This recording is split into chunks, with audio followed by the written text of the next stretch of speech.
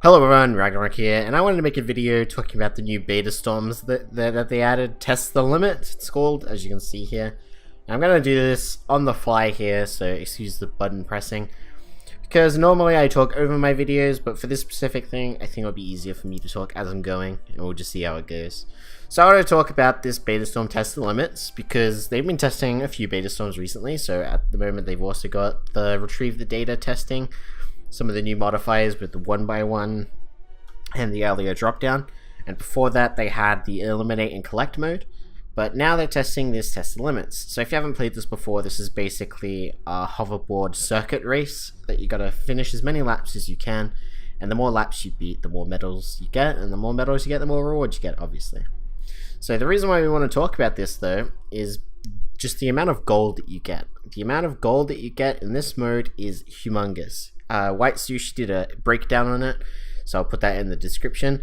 But Whitesushi, if you don't know, he does all the maths, and he did the maths on Test the Limits, and the amount of gold that you get from beta storms per minute or whatever is much higher than you get from Storm King. So if you're farming Storm King for gold, this is definitely the much faster method now. But of course, beta storms don't last forever, so get in while you can. Beta Storm also has another advantage over Storm King, which is the amount of rewards you get. This is about equal to probably the lesser modes, so probably equal rewards to something like encampments or maybe survivors, but it's still pretty decent as well. So you could do 5 of these a day, do all your alerts, and you get quite a decent amount of rewards. So there's 2 ways you could do this mission. Commander, we've received some anonymous Just wait for reports Ray to that shut we are, up. very slow and embarrassing. That was me. Why would you say that? Because what are you gonna do about it? You're too slow to catch me. That's true. But not if we practice. Come on, Commander. Our team needs to be a sleek, well-oiled speed machine. Someone actually asked me why I don't turn down Ray's volume and all the voice acting volume. The reason for that is I like listening to their dialogue. It gets repetitive, but all the quests and stuff, I like listening to the dialogue, so for me it just improves my experience, even though sometimes they're loud. You'll have some time to check out your route. So as you can see on our map, we get A, B, C, and D. So the idea of this, as I said, it's a circuit, so you want to go from A to B to C to D. And there's 2 ways you can do this, as I was about to say. You can either just start it straight away and just go through and get all the laps. You won't get the platinum medal by doing it this way. In fact, I find it pretty hard to get the platinum medal when playing solo, especially solo, because you just don't have enough time to build. But if you did go out of your way to build for the entire time before the race starts, you do pretty reliably get gold medal. Versus not building, you probably end up getting silver, maybe gold, depending on what kind of setup you get. It's RNG based, so it's all up to that. Something else that's worth mentioning that I forgot about is doing this mission is also great if you wanted to do quests. Seems when you actually do finish this mission, and it's very easy to get bronze to actually get victory. It's very easy to go around and do all your quests on the maps if it's available. But I've been dawdling around here, so let me just start it up and get going. I'm not going to build anything this time around, just so I show you guys what it's like if you don't build anything. A lot of people think you have to build, and anyone that most of you have probably played the mode already, so I'm not going to bother building anything. I'll just show you what the raw experience of not building anything is like. And race! I do recommend bringing the teleporters. That's embarrassing. I do recommend bringing the teleporters because it lets you skip between 2. I might throw down a teleporter at some point. I normally throw a teleporter between the largest 2 distances, so I'll probably throw one between... I should probably throw one between B and C. No, let's do that. Don't worry about wasting too much time. It's pretty easy, as I said, to get the medal that you need. It's just pretty much getting everything else. I'm gonna throw a starter here.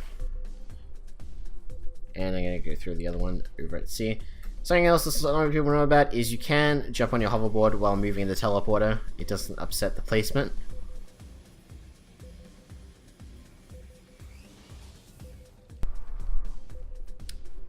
There we go. Throw it in here. So I'm going to have my teleporter go in and back. I'm going to flip this around as well. so that I end up going back towards D. There we go. This is a pretty easy track because most of them are pretty close together, but yeah.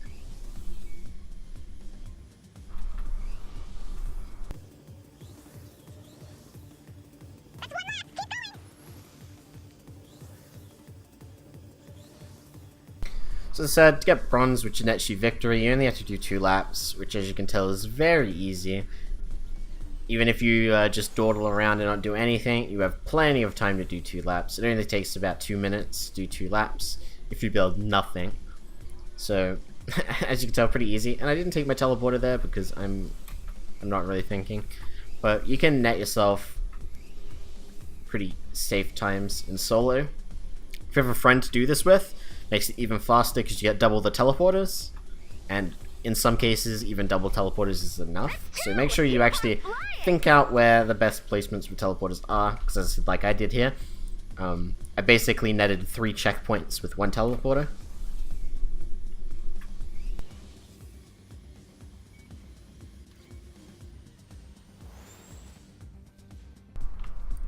This is embarrassing, me falling off all over the place.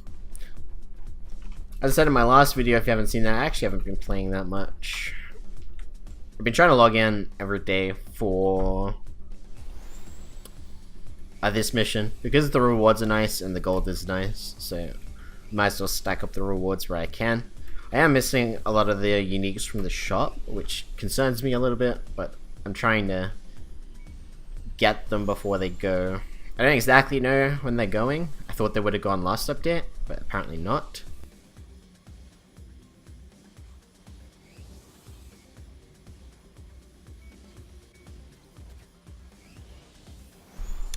I keep falling out all over the place.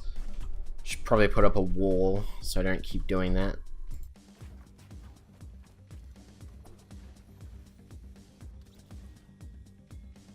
As you can see, this mission is not that interesting. I don't really know I'm just going to critique the mode while I'm at it, since we've got a bunch of time remaining. Let me critique the mode. So I was talking about this in my last video. I don't know why they're testing so many random modes. It seems very all over the place when they should technically be working on an end game instead of all this random. I don't know. I don't even know how to describe this mode in a good way, but basically, I don't like this mode. It's fun. I accept that. I think it's fun. I do see people how, hey, it's fun. Fun's good. But in reality, this mode is only going to last people a few weeks, and it's going to disappear to the sides like everything else. When in reality, they should be working on a recurring system that actually allows people to farm endgame content. A new system of currency or something that's actually worth doing for power level, like, you know, 100 plus players. We're not going to get the next zone for ages. They've already confirmed this, and they're working on the armory now. So I think that the content that we're going to be getting is going to be very lackluster. So that's why I don't know why they're working on such frivolous content. I don't know, I consider like this mode not to be worth it. Like, they're testing retrieve the data again, so they actually tested that parameter before in the past, probably a few months ago. I don't know why they need to test it again, probably because they didn't act on the data, and that just reaffirms my belief that they don't know what they're doing. You see, if they test that in the first place, they should have implemented those changes, or they should have known it's not enough. Testing it again, I don't get it. I really don't, but, you know, I guess this is what we're getting, so there's nothing I can do about it. So here's the laps. Probably going to be at a net 8 laps here, which is unexpected. As I said, I got a pretty easy setup due to all my teleporters being in a really good spot. Gold is probably your expected medal. Platinum is really hard to get solo, as I was saying. You always end up with like 1 or 2 laps short. But as I said, doing it solo is pretty fine.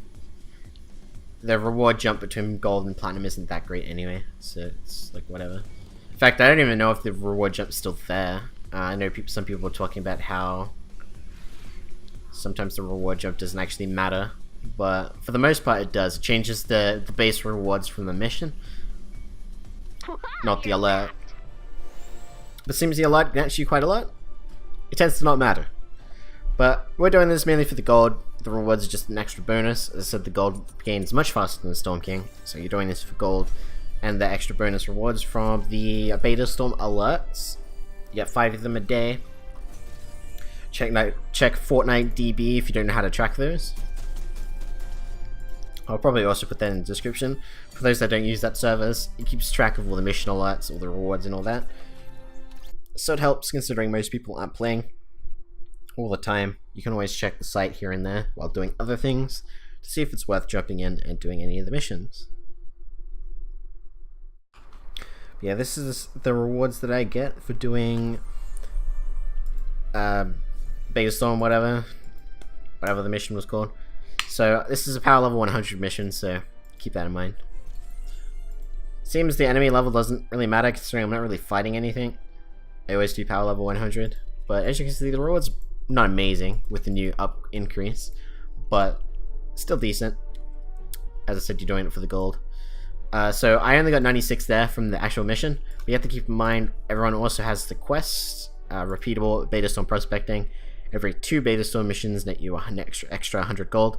So that means every 2 Beta Storm missions you are gaining the 100 gold from this mission, plus the 296, so you could theoretically put it out to every 2 Beta Storms is 300 gold. And each mission would take, what, if you start straight away, it will take 7 minutes? 7 or 8 minutes? I think I calculated that right. But as I said, I'll link Whitesushi's mathematical breakdown, it has all the details there. So if you're more interested about this, there you go. Or you just do what I do and just casually run through, test the limits for the gold while it's still here. Beta Storm probably isn't going to last very long, so do keep that in mind. I'll probably expect this to stick around for another week or 2, and then they'll be rotating it out. This is the retrieve the data that I was talking about there, testing new mode. I don't get what they're doing, as I said, but that's going to be it for my video. Thanks for watching. Hope you found this video useful. That'll be it for me. Ragnarok, over and out.